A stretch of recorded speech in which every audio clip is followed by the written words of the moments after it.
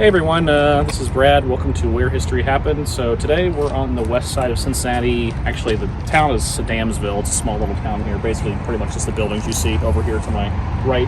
But this is Boldface Playground, and this is actually the field where Pete Rose, Cincinnati Reds longtime player, started developing his skills. So this field right behind me, it's actually called Pete Rose Field now. They renamed it a few years ago after he passed away. But this is actually where he started playing at. He was raised on the west side of Cincinnati, went to Western Hills High School. So this was kind of his neck of the woods. So let's go check it out and see what is all here.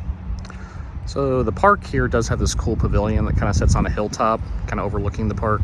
So it's a pretty cool old structure. Still pretty well intact, which is nice. But they do have a plaque here that they erected for Pete Rose. They actually renamed the field that you saw behind me to Pete Rose Field, but they did add a plaque here as well. So let's take a look at that. It was on this field that Pete Rose, Major League Baseball's record holder for career hits, began developing the skills that made him baseball's most prolific hitter. Born in Cincinnati on April 14, 1941, and raised on Braddock Street in nearby Riverside, Rose embodied the West Side ethos of hard work, dedication, and hustle. He applied those traits to become an exceptional baseball player, an evolution that got its start in the youth leagues that called this park home. Signed by the Reds in 1960, shortly after graduating from Western Hills High School, Rose debuted with his hometown team in 1963 and was named National League Rookie of the Year. His lauded rookie season was the first of 24 Major League seasons for Rose, a career that included 17 All-Star selections, 3 batting titles, 2 Gold Glove Awards, and selection as the National League Most Valuable Player in 1973. Rose was the captain of the Big Red Machine teams that won 5 division titles, 4 National League pennants, and World Series championships in 1975 and 1976. His career total of 4,256 hits stands as the all-time record in Major League history, and no player in baseball history appeared in more games in which his team won than Rose's 1,972. Pete Rose, baseball's hit king, died on September 30th, 2024 at the age of 83. So this here is the actual field. And you can see the on the backstop there, the Pete Rose Field sign, which it was renamed several years ago.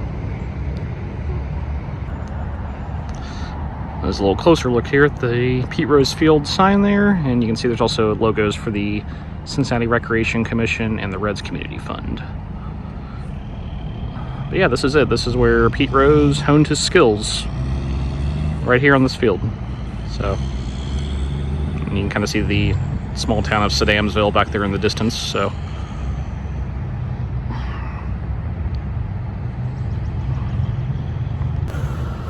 obviously, Pete Rose is also well known for the gambling suspension that he had.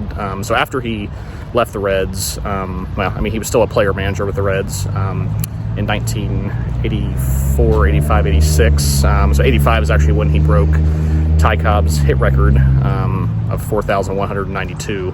That was at Riverfront Stadium on September 11th, 1985, that he broke that record. But he was a player manager at the time, and in 1989 he was suspended for a gambling investigation where he was accused of gambling on games. It's a pretty well-known fact that he had a pretty lengthy gambling addiction going back even through his playing career as well too. And actually there's some biography books that have been written about him that even suggested his dad was kind of involved in that world as well, with horse racing and different gambling situations. So again, was kind of, I don't want to say maybe raised around it, but had a lot of it in his life as an influence. And so in 1989 he was suspended while MLB investigated, and in August of that year he was formally permanently banned from baseball by Bart Giamatti, who was the commissioner of baseball at the time. So that was in August of 1989 that he was permanently ineligible. And actually Giamatti died of a heart attack only 8 days after suspending or banning Rose from baseball. So it was kind of an ironic twist in some ways with what happened there. But for years, Rose, he denied his gambling, that he ever gambled, but eventually he did admit that in a book about 15 years later in 2004. But as far as the Hall of Fame goes, individuals that are on the ineligible list are not in 1991, the Hall of Fame made a rule that anybody on that list could not be eligible for induction. So Rose for years, had fought to try to get reinstated so he could come back to baseball and also be eligible for the Hall of Fame, but it never happened. But finally, after he passed away, MLB and Rob Manfred, they changed the rules and made it so that persons who had passed away could be eligible again for the Hall of Fame. So actually Rose is now eligible for the Hall of Fame again, and he'll be up for selection by the Veterans Committee in 2027, so a couple years from now. So we'll see what happens with that. There were some that, have strongly clamored, especially folks here in Cincinnati, have strongly clamored for him to be in. But, you still have some that are, also, still put off by the whole gambling and everything that happened with that. So we'll see what happens in a couple years. But again, this is Boldface Playground. This is where Pete Rose learned his skills and honed his craft. So again, this is Brad with Where History Happens. So thanks for coming along today. We'll see you next time.